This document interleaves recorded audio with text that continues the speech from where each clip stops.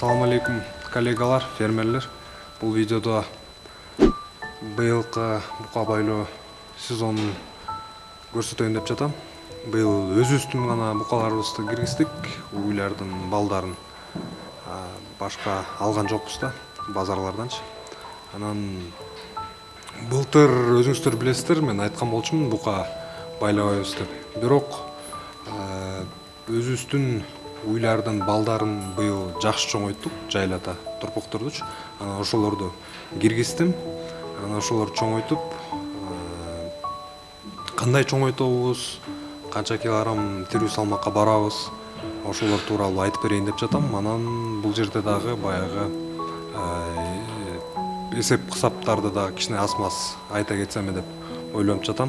Адаттагыдай эле видеону түрдүрбөй көрсөңүздөр көптөгөн маалыматтарды аласыздар. Эмесе кеттик. Достор, сүт өткөрөйүн дейсиздер, бирок уй жок. Күз келди, койлорго кочкор кошоюн дейсиздер, кочкор жок. Сезон башталды, байлоого бука киргизейин дейсиздер, чөп жок, жем жок. Эмне кылыш керек? Банк компания сизге агрокредит продуктун сунуштайт. Кредит 5000 сомдон 150 000 сомго чейин, 3 айдан 24 айга чейинки мөөнөткө. Жеңилдетилген мезгил 6 айга чейин. Малдын башын көбөйтүү, айыл чарба техникасын оңдоп түзөө, жаныбарларды, өсүмдүктөрдү коргоо үчүн, каражаттарды жана сезондук жумуштарды аткаруу үчүн, материалдык ресурстарды сатып алуу үчүн жана башка максаттарга берилет. Ал эми кредит менен кошо компаниянын банкынын кардарлары арыз берген учурдан тартып, агрокредитти толугу менен кайтарганга чейин банктын уникалдуу мүмкүнчүлүгүнө ээ. Агрономия жана мал чарбасы боюнча жогорку квалификациялуу адистерден акысыз консультацияларды ала алышат.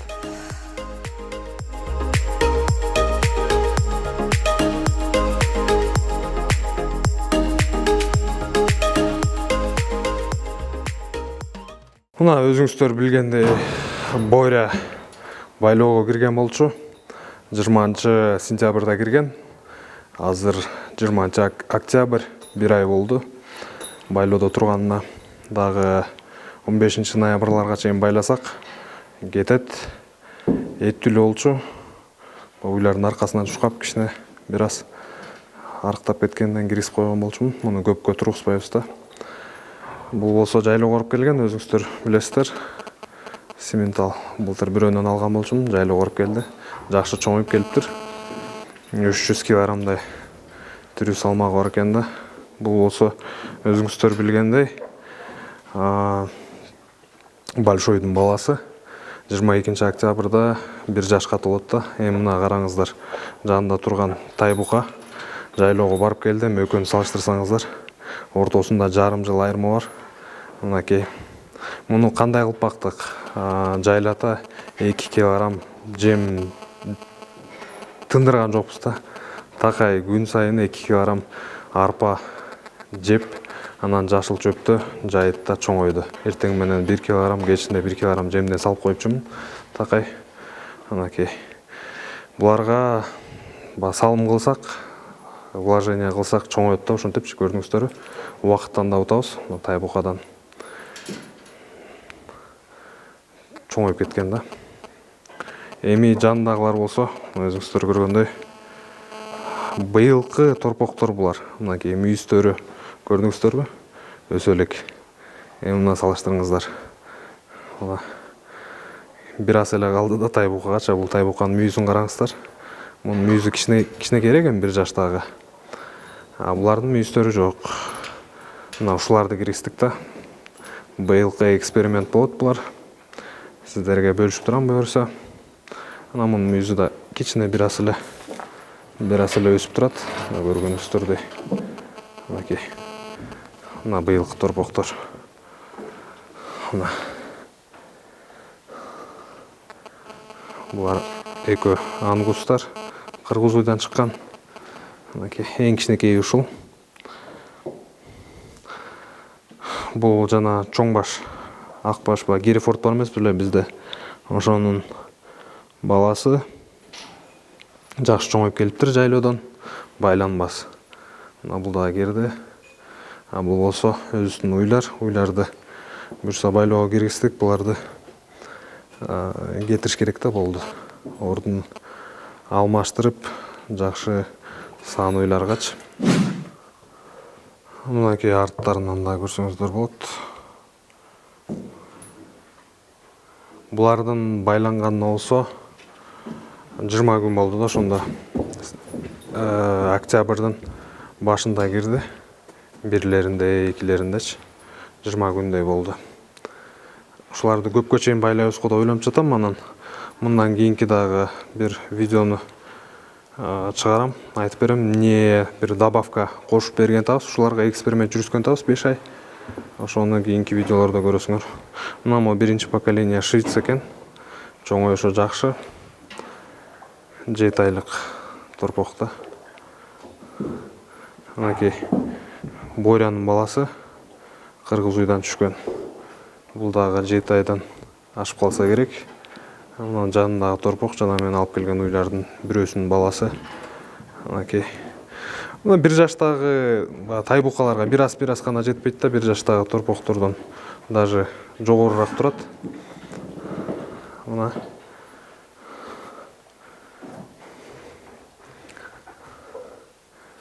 мынакей Боря. Боряны бурса бир 400 килограммга чукул эт берет деп күтүп атам. 380-400 чукулдайбыз го деп сойгондо да көрсөтүп айтып берем канча килограмм эт берди. Анан баягы мраморный эт дагы чыгып кетеби деп ойлонуп атам. Негизи металлдарды дагы по чуть-чуть чыгып калат экен. Сойгондо байкайбыз. 15-теринде где-то союлуп калат буюрса. Ноябрдын 15-теринде да. Мурда букалардын киреше чыгашалары боюнча мындай ооз экиле айтып келсем, азыр болсо ушундай кагаз жүзүндө мынакей сиздерге түшүндүрүп берейин дедим. Канча чыгаша кетет, канча киреше кирет, анан жайыт табагуу деги эле торпок канча сүт ичет, канча каражаткачы, анан ошонун баарын негизи көпчүлүк эсептебейбиз. Арзан эле кетип калат кээ бирде малдар, баягы керек болуп калат. Анан ошол учурда базарга алып чыгыш керек болуп калат. Анан ошол себептен канча келип атат ошону дагы билип алсак болот да. Кирешеси канча келип атат, чыгашасы кандай болуп атат. Уйлардыкын кийинки видеолордо өзүмчө көрсөтөйүн. Бул жерде болсо азыр жаңы элеки байланып жаткан торпоктордун киреше чыгашалары болот. Мынакей мындай эле условно эле алалы 5 уй. 5 уй 3 эркек 2 ургачы туусундап коелу. Ургачыларды кийин эсептейли. Азыр эркектерди эсептейбиз да. Мынакей бир буканыкын эле алып атам. Бир буканыкы кандай болот? Мына сүт 5 литрден ичсе күн сайын 30 күн, анан 5 айга баарын көбөйтөбүз. 750 литр сүт ичкен болот экен да. Муну көбөйтөбүз 30. Бул эмне? Азыр сүттүн баасы 30 сомдон болот а, божомол. Мынакей 222.500 болду. Бул 5 айга болгон сүттүн тыйыны да. Башка чыгашалар 5000 деп киргизип койдум. Жанагындай дары дармектер болуп калышы мүмкүн. Витаминдер ооруп калат, антибиотик алыш керек, жана башка чыгашаларда. Анан жанагы кормовой мел, туз, пуз ушуларды ушул жактарга киргиздик. Биз деген жанагындай кымбат премикстерди алган жокпуз, кошкон жокпуз. Арпа жем. Мынакей арпа жемди эсептедик. Орточо башталганда, жаңы туулганда бир 200 грамм, 300 грамм менен жеп отурса, орточо алып койдум. Ушул 1,5 килограмм жесин деп коелу 5 айдын ичинде. Мына 30га көбөйттүк. Анан 5 айга көбөйттүк. 225 килограмм арпа жеген болот экен. Азыр рыноктогу баа 20 сом. Мынакей 4500. 5 айда жалпы мына ушул сумманы жейт экен. 5 айга кеткен чыгаша. Жайыттагы, жайлоого кеткен торпоктор деле ушуну ичип келишет. Мындан да аз бериши мүмкүн, бир эмчекти эле чыдап коет. Ал бир 3 литр, 2 литр эле сүт болушу мүмкүн. Мындан бир аз каражаты дагы азыраак көрсөтүшү мүмкүн да, эгерде 5 литрден болсо мынакей ушул сумма. Бул акча кеттү 5 айга. Байлоо мынакей байлаганды алдыкпы? 10 ай. Башка чыгашаларды бул жерге дагы коштум. Мынакей ушундай кылып. Анан арпа жем мынакей биринчи ай ушундай башталса 2 килограммдан 60 килограмм жеген болот. 3-чү айында бирден килограмм кошуп кете берсек, мынакей 90 килограмм болот. Экинчи айда, 3-чү ай 120, 150, 180 болуп кете берет да. Анан жалпы 10 айдын ичинде мынакей 1 тонна 650 килограмм жеген болот экен. 20дан көбөйткөндө 33 000. Бул болсо чөптү болсо мындай эсептедик, 5 килограммдан жесин деп коелу. 30 күндөн 10 айга 1,5 тонна жеген болот экен. Орточо азыр чөптүн баасы 300 сом. Анын 4төн 1 бөлүгүн жесе, баягы чөп эгерде 20 килограммдык чөп болсо 75 сом жеген болот экен. Муну болсо 30га көбөйтөбүз да, 10 айга көбөйттүк. 22 500 экөөнү кошсок 55, анан 55 500 болот абы. Анан башка чыгашалар бар. Ошо менен жалпы мына 10 айдагы аткорумдун тыйыны ушундай болот. 10 ай байланса. Эми буга муну кошобузбу? Мынакей. Ушунча жейт да. Эми мындан бизге калганы. Эсиңиздерде болсо ушул торпокторду кантип чоңойттум деген видео чыгармак болчумун. Мынакей айтып берейин.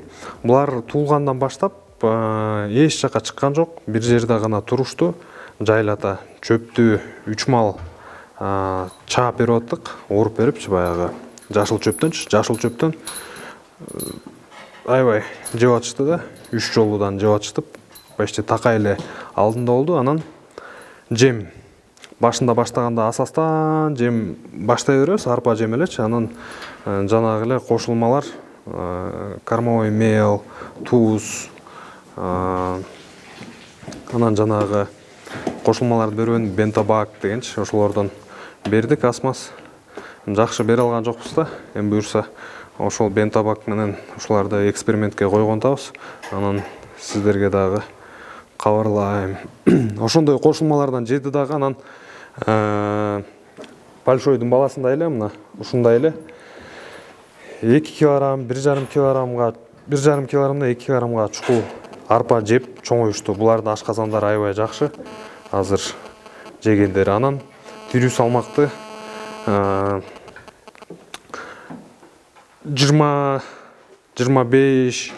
килограммга чейин живой вес набирать этип атышты да, ошондо 1 айда. Ошондой баягы туруктуу салмак кошуп келишти дагы. Анан ошол себептен мына ушундай чоң болуп отурат. Булардын тирүү салмактары азыр 200 килограммга чукулдап калды. 185-190 килограмм болчу. Мен мурда ченегенде азыр бир 200 килограмм болуп калса керек деп атам ушуларда. Бул байлоодогу турган букаларга азыр ушул тапта тоютту кандай берип атабыз? Жем менен чөптү ошолор тууралуу дагы айта кетейин. Өзүңүздөр билгендей бизде колдо арпа жем гана бар. Арпа жем беребиз. Азыр ушул букаларга 2 килограммдан баштадык биринчи айын. Эртең менен 1 килограмм, кечинде 1 килограмм менен баштадык. Чөптө болсо экинчи абык чөптөн көкбедеден эртең мененкисин ошондой салабыз. Түштө болсо биринчи абык өзүбүздүн эспарцет чөп салабыз. Кечинде болсо саман салынат. Боряга болсо боряга 7 килограмм менен дароо баштагам да. Азыр 8 килограмм жем жеп атат. Бул бир күндөгү норма да. Эртең менен 4 килограмм, кечинде 4 килограмм арпа жем жеп атат. Йод болгон эле ак туз. Ушундайдан 50 граммдан 70 граммдан тиет, ар бирөөнү жемдин үстүнө эле кол менен эле сейип кетебиз да. Ушундай беребиз, жемге аралаштырып отурбай элечи, анан өздөрү жалап жеп коюшат. Андан тышкары мынакей ушундай бентабак деген кошулма келди. Буюрса кийинки видеолордо кабарлайм бул кошулма тууралуу. Бул пробиотик с премиксом. Пробиотическая кормовая добавка с премиксом. Койлорго жана уйларга. Эксперимент кылган табыз. 4 буқаға, анан 1 уйга бөлсө эксперимент жүргүзөбүз. 5 айдайчы кандай жыйынтык берет, ошону дагы чогуу көрмөкчүбүз. Эмки видеода муну бул тууралуу кенен айтып берем. Кайсы жерден алсаңыздар болот, эмне алсаңыздар болот деп. Бул кошулма обмен веществ, то есть ичиндеги заттардын алмашуусу ашказандын иштегенин жакшыртат да. Мындай ушуну берип ийсем эле аябай болуп кетет деген кеп эмес.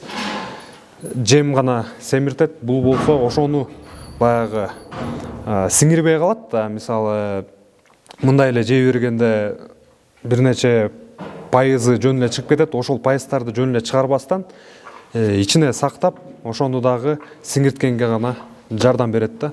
Жакшы оокат экен. Уйларга дагы бере баштадым. Анан экспериментти дагы чогуу көрмөкчүбүз. Мынакей тоют маселеси болгону ушундай. Мынакей бул жерге 92 деп жазып койдук. Бул чыгаша жалпы. Анан мына туулгандан баштап 5 айга чейин 25 кг орточо тирүү салмак менен туулса, 5 айга көбөйтөбүз. Мынакей 125 кг болот. Анан ага кайра өзүнүн туулган салмагын кошобуз. Ошондо 150 кг тирүү салмакка барат да. Мына 5 айда 150 кг живой вес болот. Тирүү салмак музонуку. Эгерде жанагындай ушул жердеги салымды кошсок да, жакшы салым кылсак, ушундай чоңойтсок болот да. Эми бул орточо. Мындан да жакшы чоңойтса болот. 10 ай байлоонукун эсептейли. 25 кг 30 кг чукул тирүү салмак алса ай сайын, бул орточо тирүү салмакта болуп атам да. Балким мындан дагы ашышы мүмкүн, балким 40 кг алышы мүмкүн. Музонун тукумдуулугуна да жараша болуп кетет. Эгерде жакшы тукум болсо, балким көбүрөөк болот.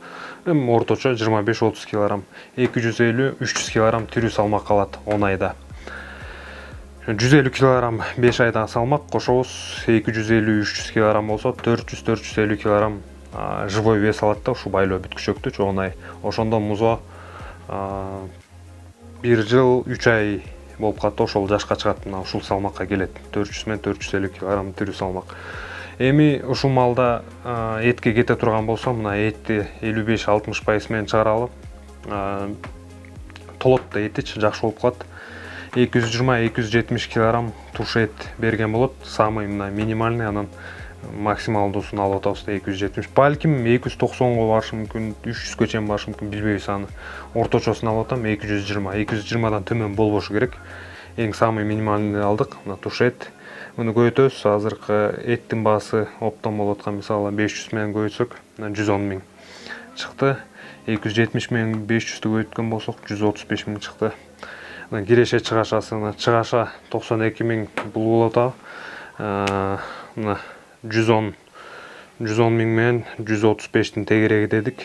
Таза киреше болсо, мынакей ушул 18 миңден 43 миңге чейин таза киреше калат. Бул чөнтөккө түшчү таза кирешеде эчтеке бүт чыгашалардан тышкары. Мынакей букалар менен эле чогуу чоңойгон торпоктор, чогуу эле чоңоюшту, бирок булардын жаштары, айлары аста. Ушуга 4 гана ай болду да ушул торпоко кеч туулган. 4 ай 5 айга деле чукулдап калса керек. Мен так азыр жазып койгом, бирок канча ай болгонун карай элекмин да. Бул карлик кичинекей болуп калды, аябай кичинекей туулду өзү эле. Недавно ушундай сыяктуу болуп. Жасалма уруктандырбадык беле Мило деген бука мененчи. Анакей ошонун кызы. Европалык селекция. Кичинекей эле кунажыдыңга койганбыз, өзүңүздөр билесиздер, ал болсо мына байлоодо турат. Ошонун баласы байланбас болуп келиптир. Атайын ушу кетирип ийгем да, сүт эмип чоңоюп келсин деп. Мына ушундай сонун торпок болуп чоңоюп келиптир. Эми ушуларды жакшы чоңойтуп алсак, ушул экөөнү салым кылайын деп атам. Букаларды байлаган сыяктуу булар дагы жакында байлоого кирет. Ушул эки торпок. Анткени буларды жакшы чоңойтушубуз керек. Булар жайлоого кетпейт да. Тегерек июлдарга чейин, балким августтарга чейин эми көрөбүз да кандай чоңоюшуна жараша ошого чейин буларды байлайбыз да кунажындардычы. Баягы мен Иса экенин тартпадым эле, ошондо тизилип турган баягы кунажындарды билесиздерби? Ошондой кылып бул экөөнү чоңойтобуз, экөөнү салым кылабыз. Анткени экөө сүттүү уй болушуна баягы нелеп койчу эле, вероятность көп да. Анан ошол себептен экөөнү жакшы салым кылып койсок, бизге кийинки жылдары жакшы уй болуп берет. А буларды эгерде жакшы чоңойтпосок, анда бойлордо өспөй калат. Анан эрте букадан баягы талаада жүргөндө букадан чыгып калышы мүмкүн да. Ошол себептен байлоого киргизип чоңойтуш керек да. Мынакей өзүңүздөр көргөндөй киреше чыгашалары ушундай болду. Эми 5 айлык эркек торпокторду алсак, мисалы базарда 25-35 деп жазып койдум. Мен базарлардагы азыр так бааларды билбейм. Божомол баалар ушундай болуп турса керек. Баа да түшүп кетти деп атат. 25 000 менен 35 000. Тай букалар мисалы 45-60 000 деп койдум да, балким мындан да өйдөрөөк болушу мүмкүн. Кичинекей чоңуна жараша болот. 1,5 жылдан кийин болот да булчу. Муну болсо 5 ай. 5 айдан кийин ушул тыйынга базарга алып чыкса болот. Базардан ушундай кетет. Анан бул жерде эң негизгиси биз мына чыгаша